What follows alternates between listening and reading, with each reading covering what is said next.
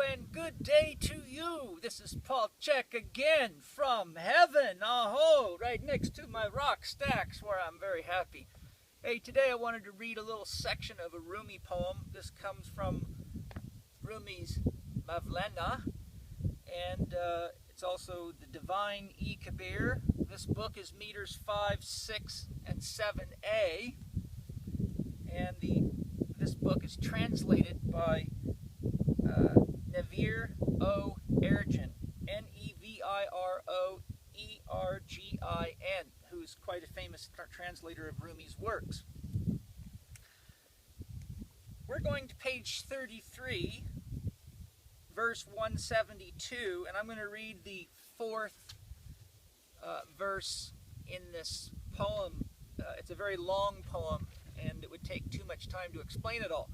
But Rumi makes a pretty powerful statement in each verse, in every verse. But I thought this one was worth sharing with you today.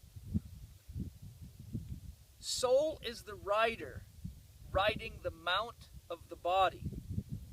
The donkey of the body is under his legs.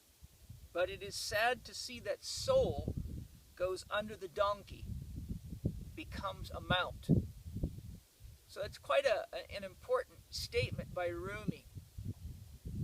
To translate that into sort of universal language, I'm using the word soul, as I'm sure Rumi is in his own way, to mean consciousness with a capital C, something that's beyond the body or beyond ideas itself, something that's even beyond life and death, occurrences, appearances, etc. Consciousness in this regard would be equivalent with unconditional love, or the 0-point field, or the source field, if you study David Wilcock at all. Without any source, there could be no consciousness of. The ego means conscious of. So where soul means consciousness, ego means conscious of this or that as a self-sentient being.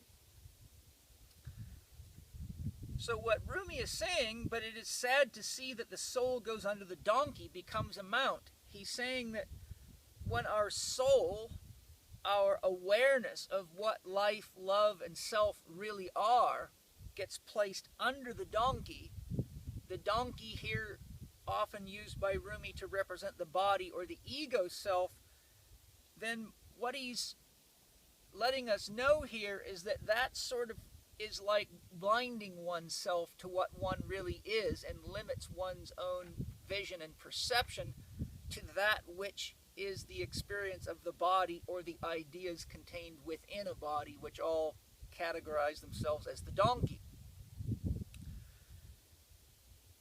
A classic example of this is, shall we say, dogmatic religious views, or dogmatic views on diet, or lifestyle, or about anything. So if a person's awareness of what's actually happening at the level of their heart is not intact, one can write themselves right into some very painful situations in life. For example, love, as we often find out, does not have any rules. And if you look at the things people do when they're in love, for better or for worse, you can see that they're being opened and guided by something that's beyond rules or beliefs themselves. Most of us would admit that we would like to live our life in love. To do that really requires that we evaluate our own judgments, opinions, and experiences of self, our body, and other, how we relate to others, and our ideas of self and other, and to the degree that those ideas are stopping us from being conscious of the beauty that exists in the world at all times, even during a world war,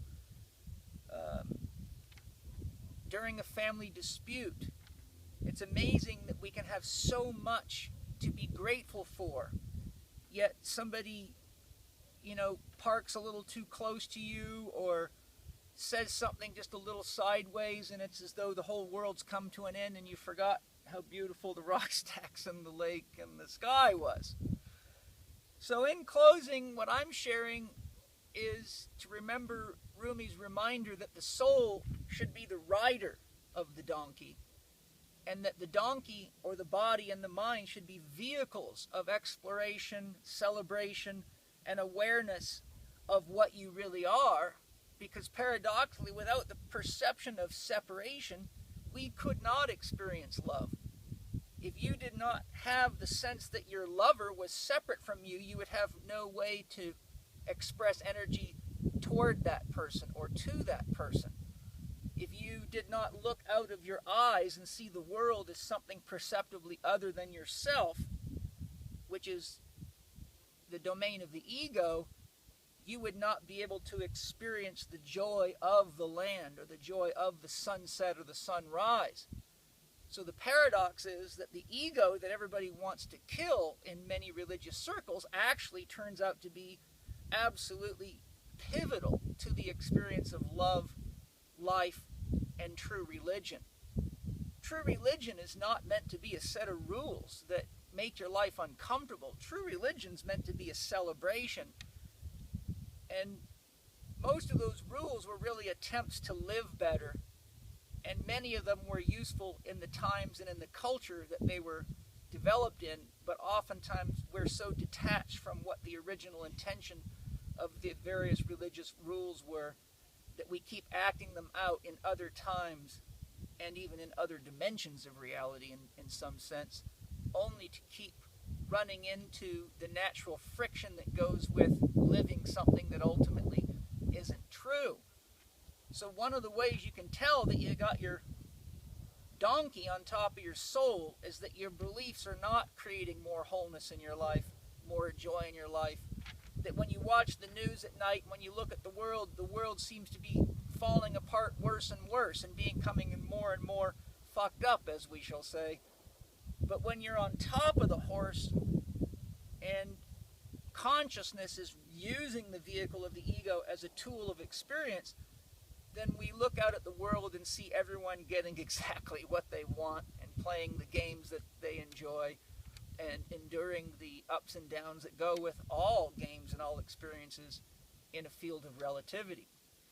So in closing, remember, stay on top of the donkey. Ask yourself, what is my dream?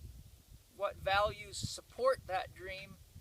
And make decisions that help you live the dream more fully, knowing that the more natural love you have coming through you and that you create each day, the more likely you are to see the beauty and the divine in all human beings, and therefore you're less likely to be ridden by your donkey. Aho, great spirit. See you next time.